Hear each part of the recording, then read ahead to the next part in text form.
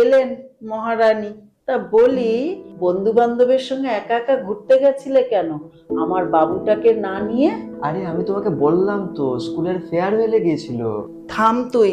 এখন তোমার বিয়ে হয়ে গেছে, এই বাড়িতে এইসব একদম চলবে না। এটা আমি তোমায় বলে দিলাম, মাথায় ঢুকিয়ে নাও। মা, সারা দিন আমার পেছনে লাগো। এই যে এত তুমি ঝগড়া করো, তোমার মুড খারাপ থাকে, এর মাঝখানে তো তুমি নিজেরই যত্ন নাও না। এই যে নখগুলো এত বড় বড় হয়েছে, কে কাটিয়ে দেবে? নিজে তো কাটুনি। চলো আমি আজকে তোমার নখ কাটিয়ে দেবো। আরে তুমি নরম ফুলের গান, তুমি এই কি, চুলেরও তো অবস্থাটা ভালো না। আসো মাথায় তেল মালিশ করে দিই, ঠিক আছে? আমি তোমার ছায়ায় ছায়ায় থাকি মা। আমি বৌমাকে কত ভুল বুঝতাম।